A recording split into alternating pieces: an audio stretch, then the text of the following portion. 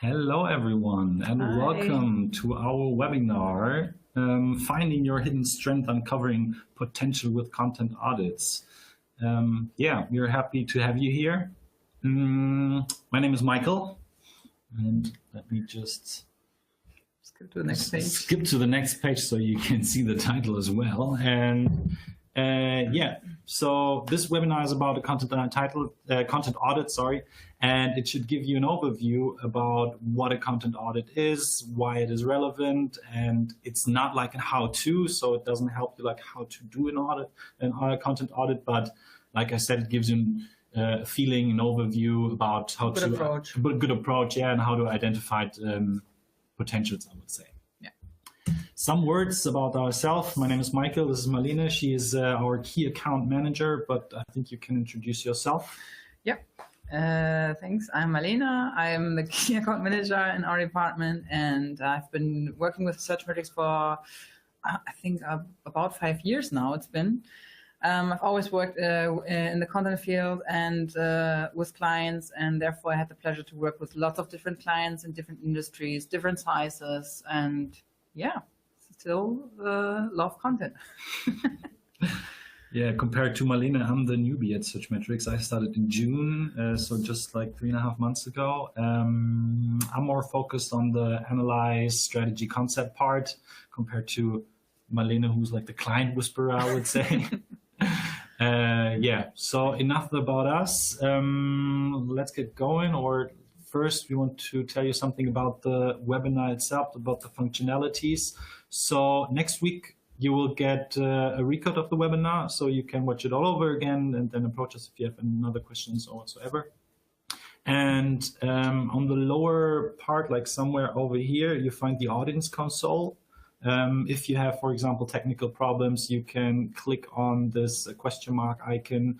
And in the end of the webinar, we will do a short Q&A. So if you have any questions, even within the webinar, just push the Q&A icon, and then you can type in your question. We will try to answer it in the end. And you can enlarge your presentation or the browser as you like. And with the icon, with the small mannequin, you see our contacts, and you can send us an email or contact us directly. And in the knowledge base, you find some more information about the DSG, the Digital Strategies Group. I will tell something about it later. And if the presentation doesn't work or anything, just update or refresh your browser. So, and then I will say, let's start. I will tell you something about the DSG, what the DSG is.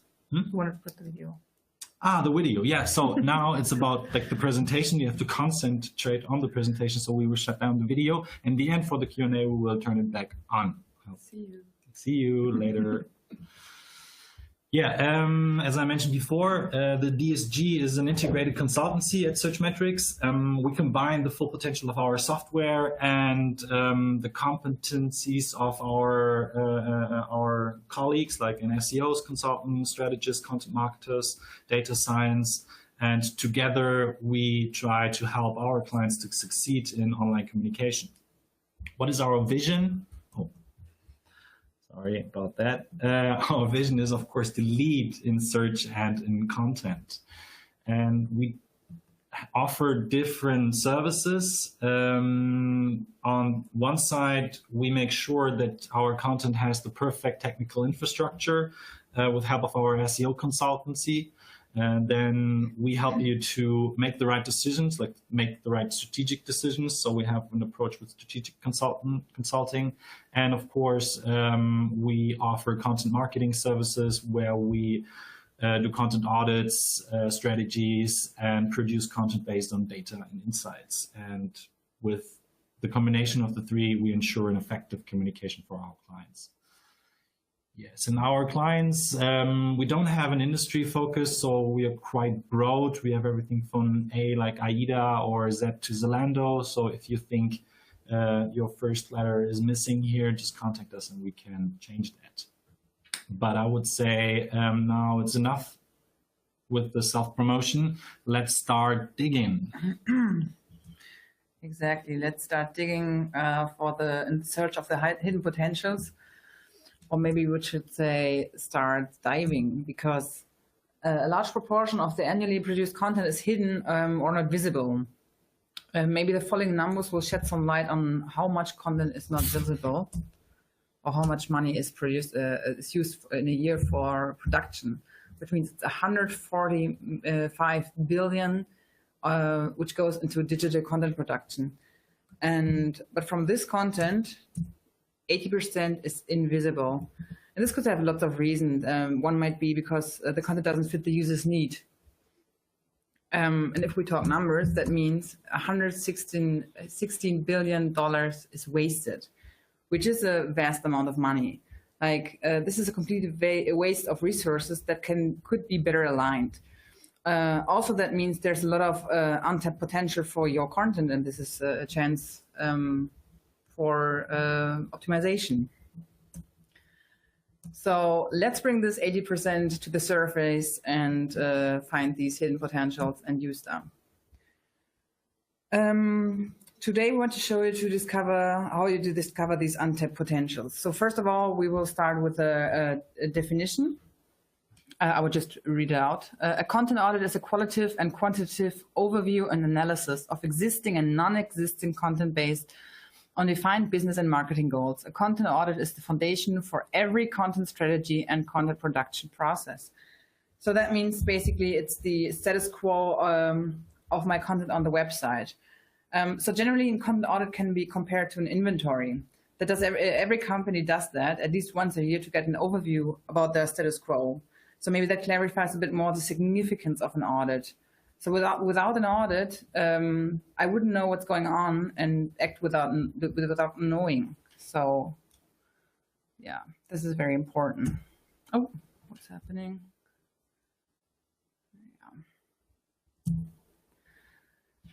So firstly, we now define an audit, how it is structured and why it is important to do an audit before we show a first approach or where to start. So one of the first things an audit does is give you an overview of the current content. What do we have? What is good performing? What's performing bad? And gives you an idea of that. And the second part is identify and exploit content and structural potential. So that means often structures have grown historically. So, for example, you could have like a subject category or in a blog, and often these have deals with the same topics. And then you see if you have to consolidate these topics. So one question would be, how much content can you consolidate? Another question is it possible to optimize the structure and to clarify individual content, which means for once the structure of the website, but on the other side, the structure of the text, like, for example, to enhance the readability for users, like subheadings, jump marks, bullets, internal links, and stuff like that, which is very important for the user. And of course, the optimization potential is very important. Like, where are the low-hanging fruits? How can they be optimized without so much effort? And to identify content gaps.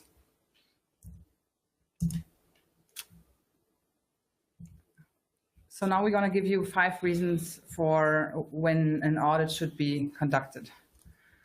This is, of course, for a website relaunch or a launch for the first time. Then if you have a strategic reorientation, this can sometimes also mean like you have a new corporate identity and you want to kind of implement it for the whole website. Changing goals, like, for example, for one area you would like to focus on more on traffic than on conversion. Stagnation or decline in performance, like if a content piece used to perform very well and all of a sudden it doesn't work anymore, you need to analyze what happened. Or if you know there was a Google update and you know pages of you have been affected, then you need to check and analyze that. And at this point, I would like to mention the difference between a content audit and the ongoing monitoring. I mean, of course, you only can identify the stagnation or decline in performance if you have an ongoing monitoring. It's like on a regular basis, you check the performance of your content, or how is the visibility, how is the traffic. Of course, this is necessary, and a content audit doesn't help you to identify it on a regular basis, but it goes more on the insight and in depth, I would say. So there's like two parts that need to be conducted. And then we always, of course, recommend regular audits, as Michael just explained. Also because, I mean, as we said, it's the foundation of a content strategy. And it's important to know where you put your resources into, like what's profitable. So the content audit, that how we understand it, is divided in different parts. And we can divide it in 4 parts. So one is, of course, the inventory. What, where, how much. You need to pull all the data you can get, analyze it, and Michael will go into it a bit more detail in a minute. But first I want to say about the 4 parts. We do have 4 parts, but you don't have to do all of them. Sometimes, occasionally, it's not relevant to make them all. If you have, if you conduct a new business, if you launch a website for the first time, there is no need to do the inventory or structure analysis, because you don't have any content to analyze. So that means the most important part from the audit would be the competition and benchmark analysis, because you want to know what's my competition doing and what do I have to keep in mind when I launch my website, and what can I learn from them. Exactly. And this is why before you conduct an audit, of course, it's really, really important that you set the objectives or the goals, what you want to achieve. As we saw before, for example, if you have a change in the strategy or something, I mean, this affects the goals and the KPIs, and of course, what parts of the content audit you should conduct. Exactly. So performance analysis is also mainly dealing with which pages perform very well, which pages perform very poorly, where are my low-hanging fruits, and then, of course, I need to analyze the data and see where to start with.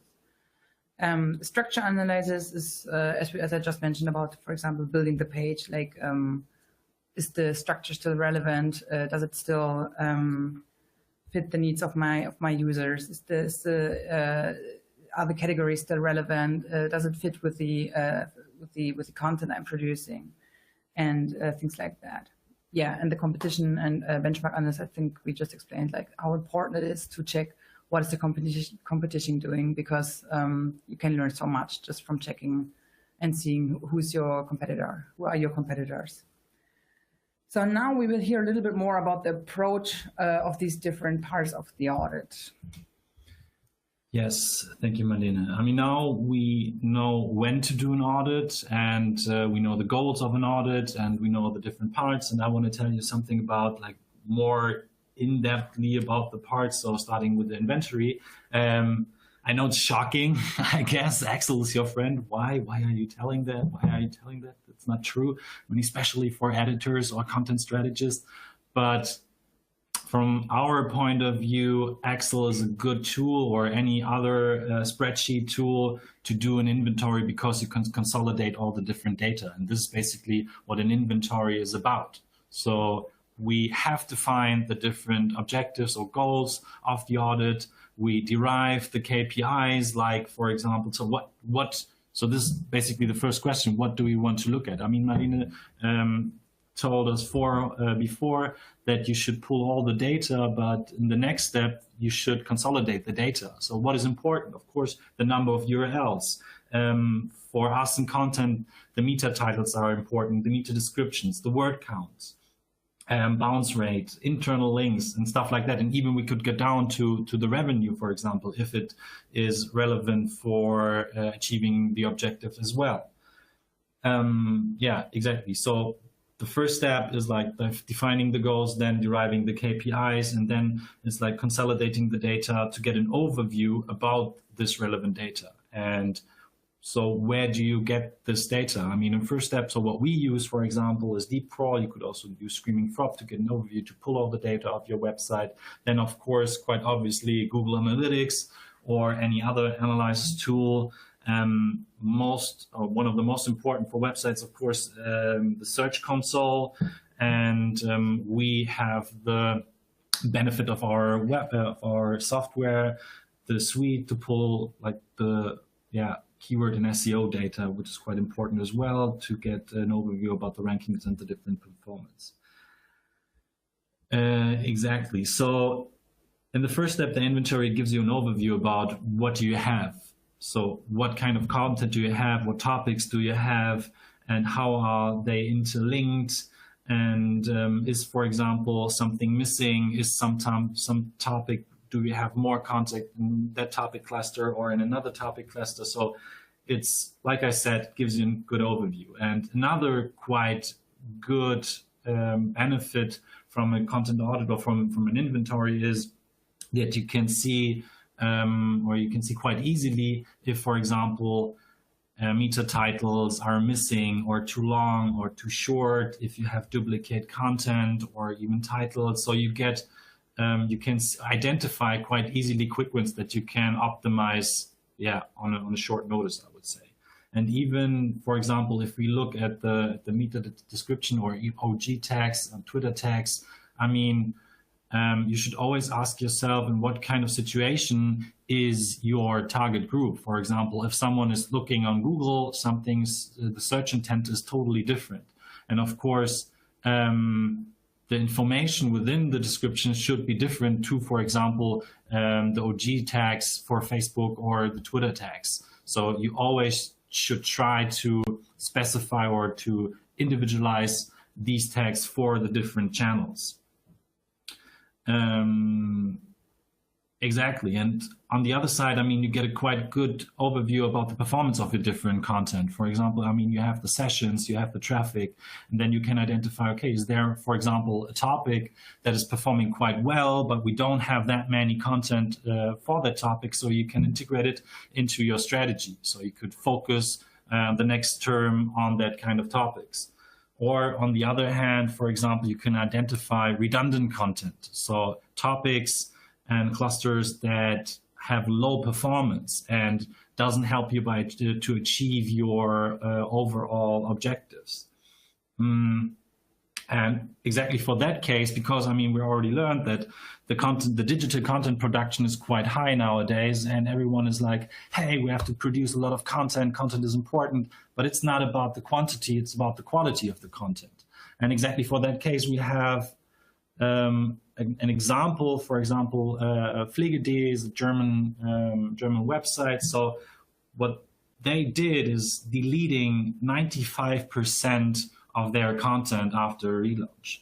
And what happened is not that the performance decreased, but it increased by 240%. So the visibility was much, much higher than before. And I think this is a good indicator that quality is more important than quantity.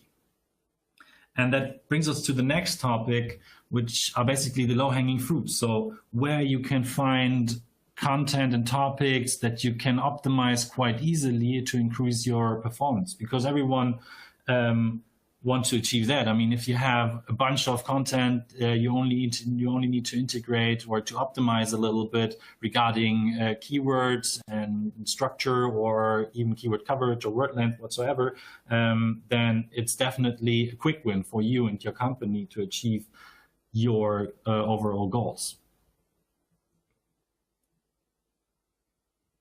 Exactly. And I mean, for us, we work with our research cloud. So what we can do is identify those keywords and see, okay, how high is the search volume, for example, how are the rankings?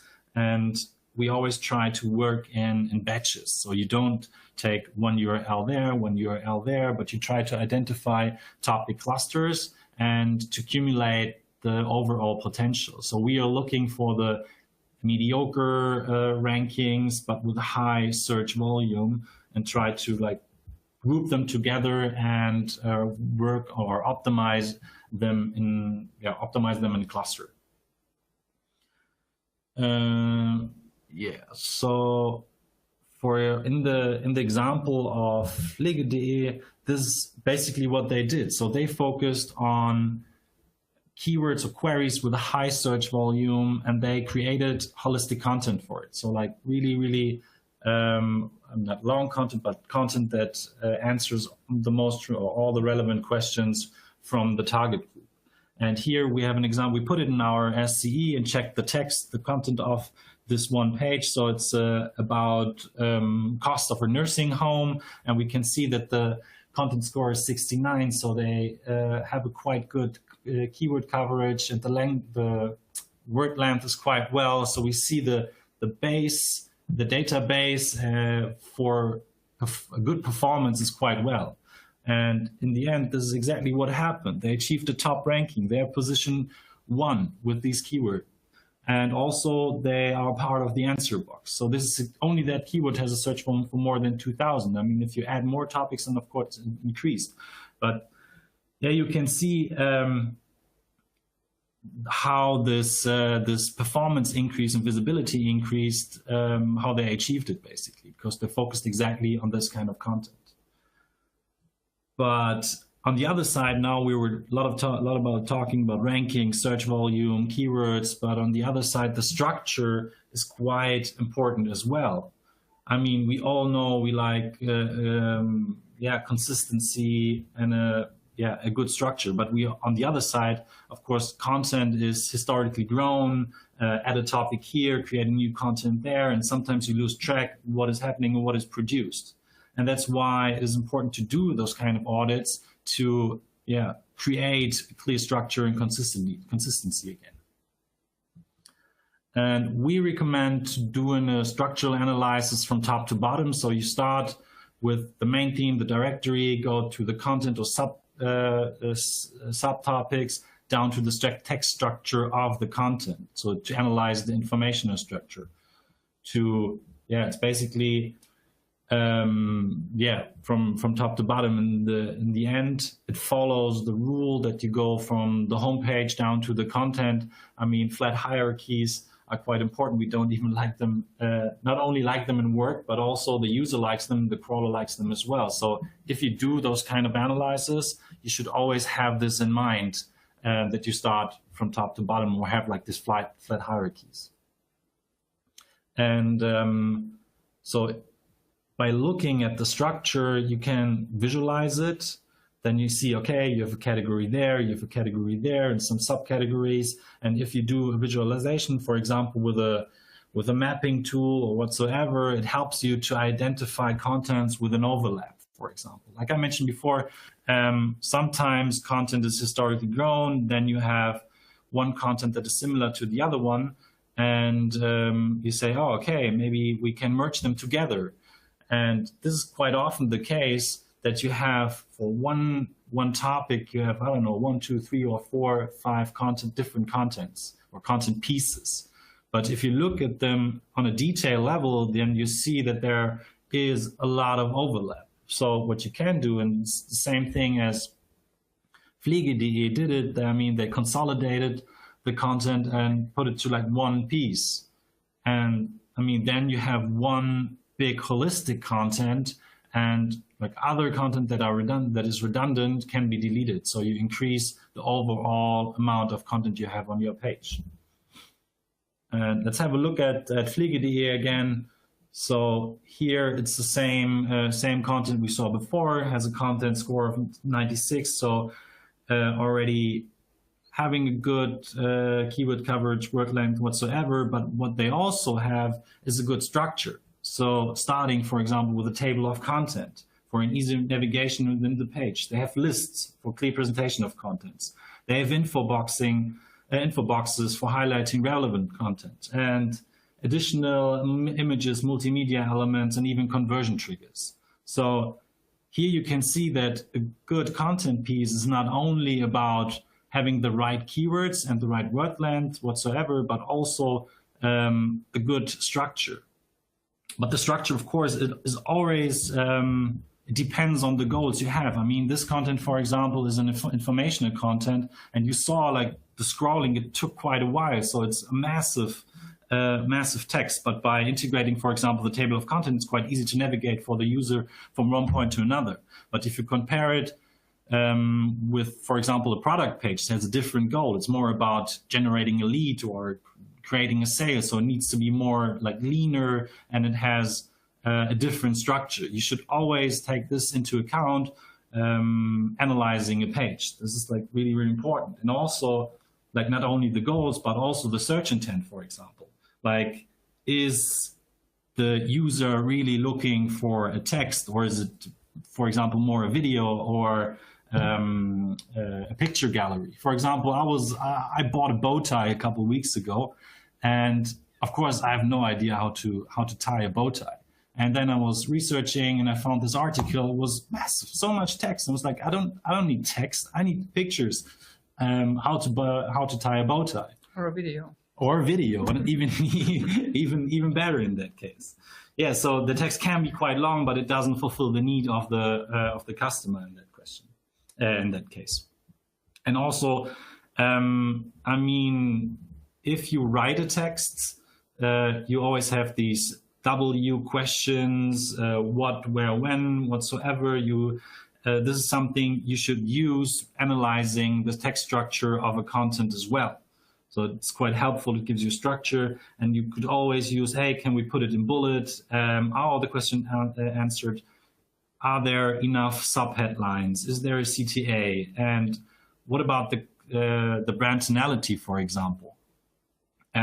Is it the right address? Is it you? Is it direct, indirect, whatsoever? So these are all kind of questions that are relevant, analyzing the infrastructure, the informational structure of a content.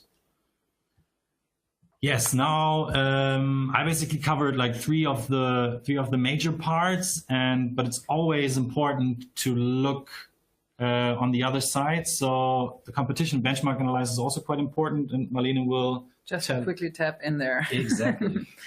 So yeah, it's always important to look, listen, and learn from your benchmark and your competition. And this means like there's always someone who has done something before and maybe does it better. So just check it out, take a look at their website and see for yourself. I mean, also you can also start, of course, in our research cloud, like we did here, for example. This is always a good starting point to, first of all, identify your direct or indirect competition and benchmark. This is always a good way of starting to identify unique keywords from your competitors, because this is a good indicator for content gaps that can be filled, and maybe you can also get rankings for that keyword. And you need to, of course, see whether or not that makes sense for you to include. Of course, you can optimize the keywords for the shared keywords, because you can see like how are you ranking, how are the competitors ranking, and if you see they have better rankings for a keyword but you're competing with them around that keyword, you can have a look like what are they doing different, why are they ranking better, are they using more, as Michael just said, is it just basically a structural elements that are missing, or is it more content, is it multimedia, or does it have completely different reasons? Yeah, so it's always good to start looking at your competition and find out what they're doing different and try to adapt that for your own business model, for your own strategy. I mean, not just, as we said, not copy and paste it, adapt, learn and adapt, apply the rules for your own website, how they fit in. So what are the key takeaways from this webinar? What we hoped you, there are kind of a few things missing right now. Well, we start from the back and then... Do we get more? Yeah, we get more. Oh, we get more. We start with 7, that's fine. But now we start with 1. So first of all, create transparency and get an overview of your content, like the inventory. Identify some content with potential of rapid optimization. So basically the low-hanging fruit. Separate old and redundant content, as we have seen in the example of Pflege.de. Create a clear and targeted structure for your website and content. I think Michael did explain a lot about that. There's always someone who does things better. Learn from your competition and relevant benchmarks. Content audits are not something to rest on. So an ongoing monitoring of the performance is essential. And it's advisable to really carry out audits on a regular basis. And finally, a content audit is an investment in the performance of your content. That means time and money should not be a reason to not conduct an audit, because it's an investment. Like from there you can plan and strategically plan your resources much better, that they also pay off. And that's like, I think the best thing that can happen from content, so that it's not of the 80% which we showed in the beginning, that is that you have more percentage which is succeeding in the end. Yeah, at the end of the day, an audit helps you to achieve your goals, and this is how you should see it, not as a cost rather than an investment. Yeah. So, oh yeah, we have one more slide, I'm sorry. So this is the how we pursue an agile content development process. First of all, of course, we always data-driven, we always have a performance-oriented approach, which means we analyze our the analyzation is always the first part, so on content audit. Next part is always a strategy. And from there, we go into the content creation. And after content creation, of course, it's always important, to measure what you've produced, because otherwise you cannot prove that it paid off. Like if you don't measure things, you will never see if it worked off what you analyzed before. And then after some time, it's always useful to make an update. And finally, and of course, monitor that update, and then we're back in the agile process again and start with the audit. Great. So now we would have time for some questions. Let's see if there are any. Oh, I see there are a few. Let's start with. No, we have to switch on the camera again. Oh, sorry. So you can see here we are back. So let's have a look at the questions. Yeah, let me see. So how do we identify redundant content? That is a quite good question. I mean, we already talked about it at the Pflege.de case or at the performance analysis. I mean, we have created an overview about the content we have. So we have this Excel sheet, we have the performance, the traffic, and the bounce rate whatsoever. And then we can, of course, filter them by these ones that are not performing or the ones that are not helping us to achieving our overall business or marketing goals. But I mean, it doesn't mean that you have, that you just select these kind of contents and you delete them, you do a redirect whatsoever, but it's more about it's like the starting point. You have to look at the content exactly. So does it fit to the brand anymore, or is there even a demand or need from the target audience perspective? So is there search volume, for example? Are people looking for it? Or maybe you have even like more content to that kind of topic that you can merge and create. So basically it's, you have bad performing content, then you need to look what the reason is. And if the reason is that it doesn't fit to your brand anymore, it doesn't help you achieving your goals, and the client or the target audience is not looking for it or not searching for it, then it's definitely a reason that you should delete this kind of content, or it's redundant content. So let's see, there's another one. How often should you run or do a content audit?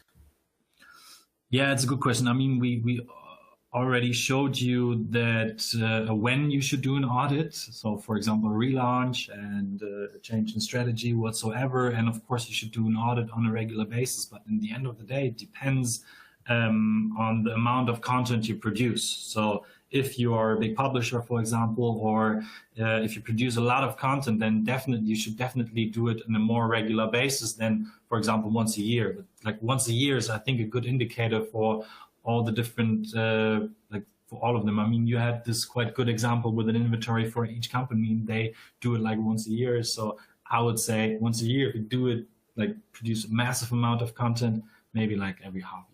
Yeah, and I think it's also depends a bit on your competition, like how much. Exactly. I mean, not only competition, but also like seasonality, yes. And it depends on what kind of industry you are working in. I mean, for example, there are industries that are changing quite fast, and others that are not so fast. And the top, yeah, exactly. In the end, you need to keep up. Okay, we have so far one last question. How do you ensure that the new corporate identity is used after the audit? Yeah, this is a good question. I mean, I think a good case is, I mean, you mentioned it with the strategy change. So consider that we we changed our brand strategy or corporate identity whatsoever, of course, then we have a website relaunch with new design and, of course, for example, a new tonality, because we want to be perceived more younger, more hip, more fast whatsoever. And of course, you have like a style guide where so it's like I think not so many clients have that. So when you define your tonality, this is what I meant, like on one chart where you say, okay, is our speak like direct or is it indirect? The address of the client. And I mean, the end of the day is like we are on the content-based level. So we need to check the content and see if this style guide fits to the existing content. I mean, the end of the day, then we need to update it. And for the further content production, we need to take this into account, like this style guide. So, and then I would say the brand or the corporate identity is consistent and short. Great. I think we don't have any more questions. So we just wanted to remind you that you can, and please do give feedback at the end of the session, which we arrived now at the end. Yeah, you have the possibility. There's like a small thing, then you can type in what was good, what was bad, what we should improve. So this is quite helpful for us. We're performance-oriented people. Exactly, most definitely. I hope you liked the webinar. I hope you learned something. If you have any questions afterwards or something, just please reach out. Yeah, exactly. So I would say bye. Thanks so much.